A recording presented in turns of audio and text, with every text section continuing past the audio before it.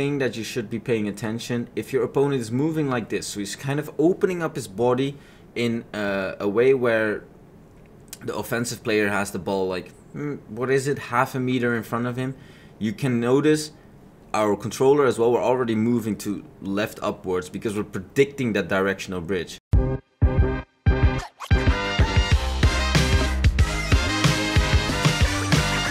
What's going on, guys? Ladies and gentlemen, welcome back to the Team Gullit YouTube channel. My name is Renzo and today we're back with a brand new tutorial for you guys, and this one is going to be not offensively but it's going to be defensively.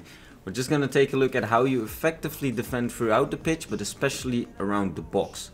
Jockeying, defending, the meta skill moves, everything you need in order to just, well, at least try to keep a clean sheet, but not concede as much goals as you might be doing right now, especially against directional bridges. But like always, just sit back, relax, and enjoy.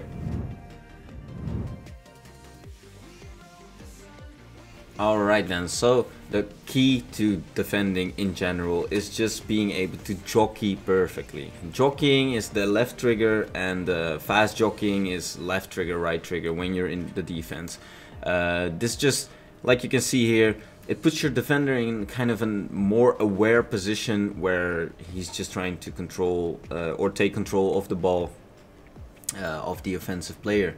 And like you can see here in this case, something that not a lot of people know actually is when you're jockeying and you're like kind of clashing with the offensive player, you just want to spam your left trigger or L2 if you're on PS, and then you kind of start pushing the opposition off the ball. And especially if you have a stronger player, this is very effective, like in that case that we showed there with Renato Sanchez. He was just bullying Mbappe off.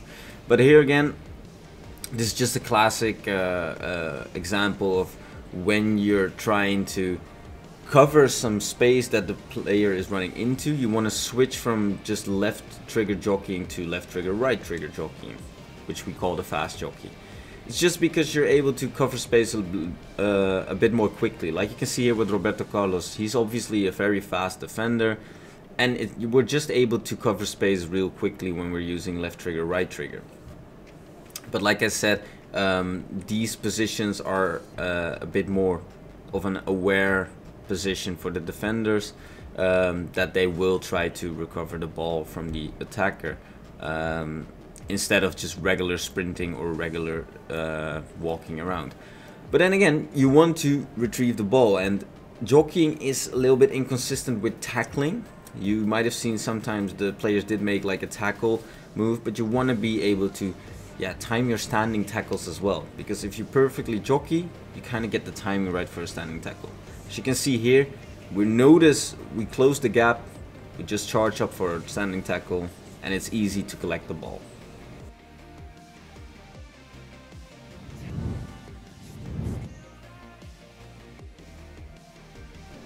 But it's obviously very hard to do that when you're one-on-one defending in and around the box, because if you mistime your standing tackle or even a sliding tackle, you're probably going to give away a penalty. Especially in FIFA 21, it's very dangerous to make some standing tackles. They did patch some of them, but there's still some shady penalty calls being given. So how do you effectively defend in and around the box? It's pretty... or in the box I should say. It's pretty hard to explain, but like I said, with the jockeying you can kind of, like right now we're pretty up high the pitch, so we're pretty aggressive jockeying, but now he reaches his striker and we're just in there with Mbappe just trying to cover the dangerous angles. We can see that he's not really putting any skill moves in. Now he's turning back, so we just want to mirror his movement. And yeah, I'm just going to give you this tip, guys. In FIFA 21, AI blocks are just very good. So like you can see here, we were just jockeying, not even making a standing tackle because we weren't close to him, but we were just trying to cover the shooting angle. And like I said, in FIFA 21, it's just very effective to just cover those shooting angles. But like you can see here, in this case as well, you want to keep this kind of space. Like when somebody's entering the box or about to enter the box, when your opposition is trying to make a move, because right now he can perform the croqueta, but because we have that space, either if he had gone upwards or downwards, we were there. holding our jockey button as well. And yeah, like I said as well before, sometimes they intercept manually or automatically, I should say, and sometimes you do have to make a standing tackle. Like I said, the best defenders just always time their standing tackles themselves, but yeah, jockeying like this, defending like this is also very effective in general. Because as you can see here, when your opponent is doing a skill move like here with the reversed elastico, we're just using our left trigger, right trigger, the fast jockey, to try and catch up with the space that he initially created. And yeah, it's just very hard in FIFA 21, in my opinion, to absolutely break away in the box from your opposition when you're the attacking side. So fast jockeying is very effective in the box as well. Because like you can see here, Atal, I think it is taking a touch here, and the touch is pretty heavy, so we just fast jockey and we collect the ball pretty easy.